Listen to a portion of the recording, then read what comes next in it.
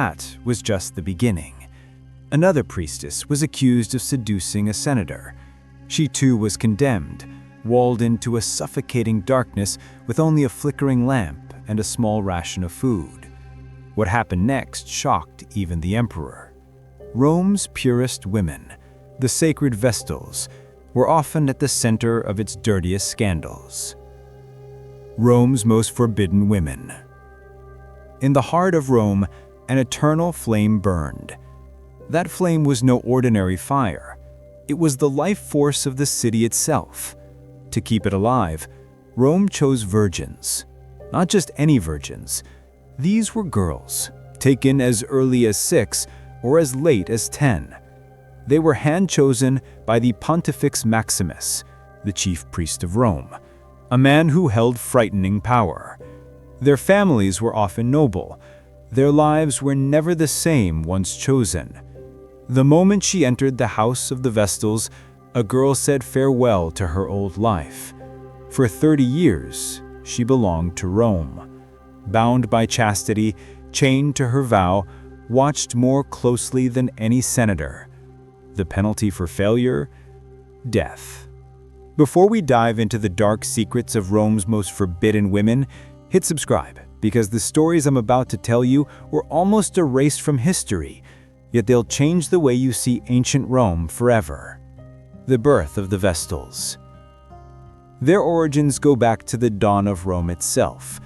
Legend tells us of Rhea Silvia, a priestess of this order. She took the vow of chastity, but one night she claimed that Mars, the god of war, entered her bed. The result? Twin sons, Romulus and Remus. Rome's founders, born of a virgin broken. The paradox that defined Roman religion. A virgin who could not remain one. A goddess who demanded purity, but also exploited the women who worshipped her. This myth was more than a story. It was propaganda. It gave divine legitimacy to Rome, and it tied the city's fate forever to the women who guarded the sacred flame. The Vestals lived in a lavish sanctuary beside the Forum. They had privileges no other women in Rome were ever granted. They could own property. They could pardon condemned men they encountered in the streets. A single word from them could halt an execution. They sat in places of honor during games and festivals. Senators respected them. Generals courted their blessings before battle. But freedom came at a price. The vow of chastity wasn't symbolic. It wasn't metaphorical. It was enforced with cruel precision. Rome believed that if the fire of the goddess Vesta were extinguished, or if a Vestal lost her purity, disaster would strike the city. How do you guard virginity? By surveillance, by fear, by punishment. For 30 years, the Vestals were not allowed to know a man sexually. If they were discovered in the arms of a lover, their crime was not just personal. It was cosmic treason. Treason against the gods themselves. And Rome punished treason with horror. If a Vestal was found guilty of breaking her vow, she was not executed publicly. Her blood could not be spilled, for she was sacred. Instead, Rome crafted a death more cruel. She was led through the streets, veiled, silent, surrounded by priests. The people followed, hushed and terrified. As she was carried to a small underground chamber near the Colline Gate, she was given a lamp, a little food, a little water. Then the chamber was sealed. Buried alive, left to suffocate in darkness. Buried, Rome believed, not as punishment, but as sacrifice. And yet, the order was plagued with scandal. In 114 BCE, 3 Vestal Virgins were accused of adultery. The rumors exploded across Rome. How could the most sacred women have been so profane? At first, they were acquitted, protected by men in power. But then further accusations surfaced. Witnesses testified. Affairs with high-ranking men. Lovers hidden in shadows. Rome demanded blood. They were buried alive. Their alleged lovers? Beaten to death. But some suspected deeper schemes.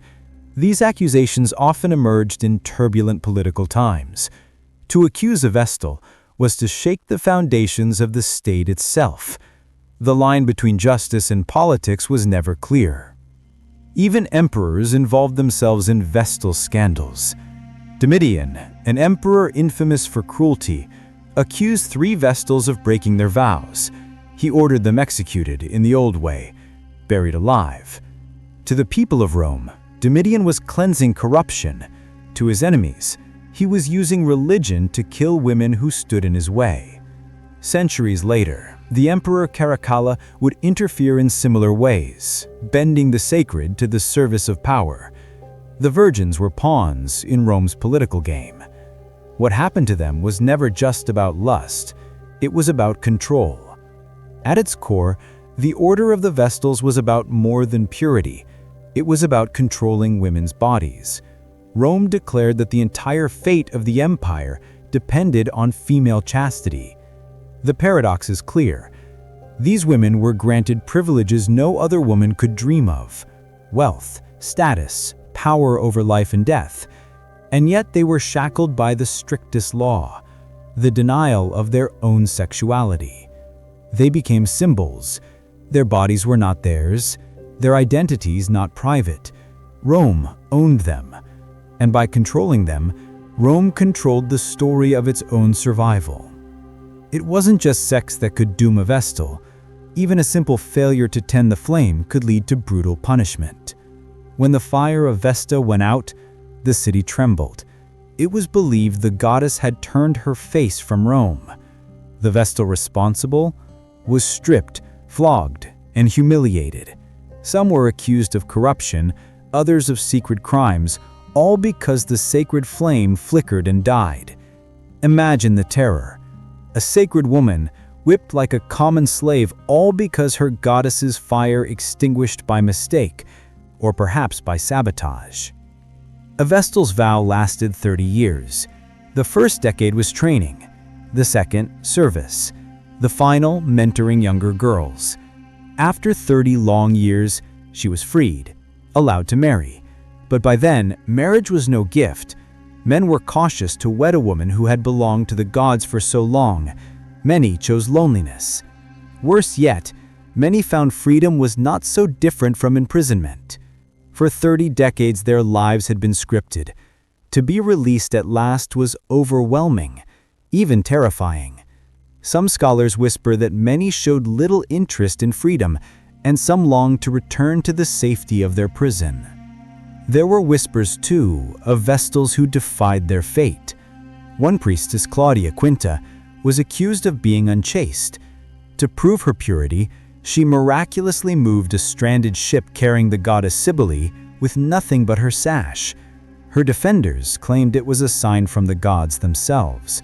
Her scandal turned to sainthood.